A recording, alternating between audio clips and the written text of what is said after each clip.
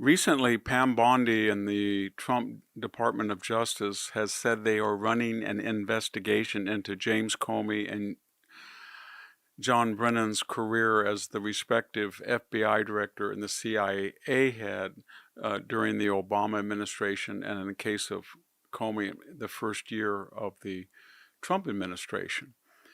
They are very angry about this, but let's just review why there might be some culpability. Take John Brennan. He was a big proponent of waterboarding and enhanced interrogation under George W. Bush's administration and the things that went on in Guantanamo. I'm not going to comment on whether they were right or wrong, but he flipped to condition himself to go into the Obama administration, and then he attacked the very president that he had served, George Bush. Then he began sounding off about Islam, religion of peace, jihadism is not a violent act, to condition himself further to be appointed by Obama, which he was, eventually as CIA director. But then he started lying. He always probably lied, but flagrantly so. He said before Congress and the media there wasn't one civilian killed by Obama's targeted assassination program via predators on the Afghan or Pakistan border. Actually, there were 50 or 75 innocent people we killed. He was caught in that lie. 3 years later, he went before the Congress, and there was information that he had been tapping his CIA, the staffers for the Senate, to get into their computer. He not only lied about it, he did so emphatic. Oh, we would never do that. That's horrible. Then he was forced to say, yes, I lied. In both cases, there were no perjury charges, nothing. The piece de resistance for John Brennan was in October 2020, on the eve of the second and critical presidential debate. Joe Biden was in trouble. People were furious about this laptop. There was pornography on it. There was drug use. There was references to Joe Biden as Mr. Big Guy, 10% that he'd been giving money. He was crooked. People wanted to hear. He had no excuse. So what happened? Anthony Blinken, his future Secretary of State, campaign aide, called Michael Morrell, interim CIA director, at one point, said, round them up. So 51 quote-unquote intelligence authorities swore that the laptop had all the hallmarks of Russian information. Notice the words, all the hallmarks, escape clause, of Russian information, not disinformation. But that's what they meant. So what happened in the debate? Trump went right after Biden and said that laptop is real. It shows that you're a crook. It shows that your son is a miscreant. And Joe Biden's, how dare you? 51 intelligence authorities swear that it's a product of Russian espionage. Only you and Rudy Giuliani believe that. And it was effective.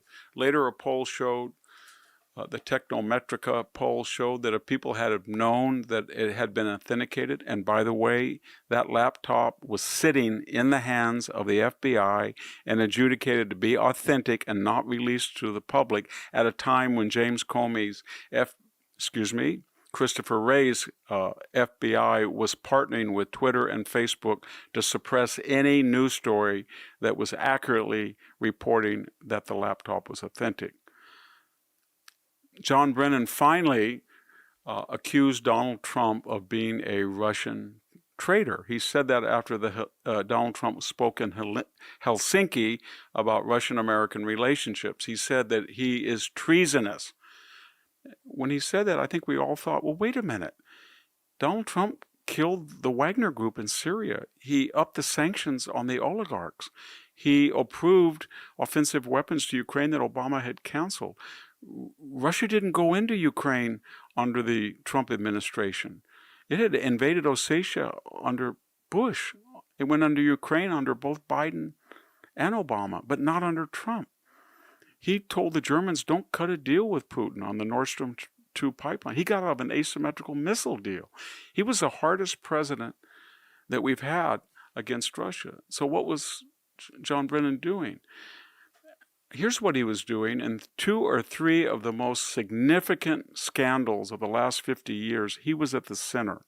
You could make the argument that the Russian collusion hoax almost swung the election to Hillary Clinton. You could argue that. You could argue that the Mueller investigation, based on that stupid dossier, cost Donald Trump 22 months of his first 2 years in office, $40 million to find nothing. You could make the argument that if the FBI had have just released its investigation of the laptop, told the people it was authentic, John Brennan would not and his cohorts been able to lie to the American people that it was cooked up in Russia and that Donald Trump was complicit in that. That disclosure, that failure to disclose the true nature of that laptop, thanks to John Brennan and 51 intelligence authorities, and the debate by Joe Biden, and the false charges, may have affected the election. As I said, one polling company found that it did. And finally, we wouldn't be in this big trouble about the Ukraine war and Russia had John Brennan and people like him not floated this spurious narrative that Donald Trump was working hand in glove with Vladimir Putin. Vladimir Putin, Russia, Russia, Russia. That colored and poisoned the whole relationship we had with Russia. It affected the Russian-Ukrainian war, and it was all a lie. And so here we are with John Brennan mad that he lost his security clearance for being a well-paid MSNBC analyst. He should be better worried, not that he lost his security clearance, that he might be indicted and go to jail. He's got a lot of culpability, both in not telling the truth and spinning lies and being at the heart of a number of scandals that affected the history of the United States. Thank you very much. This is Victor Davis Hanson for the Daily Signal. If you enjoy this content, please consider subscribing to my channel to stay up to date with future videos. Thank you for watching.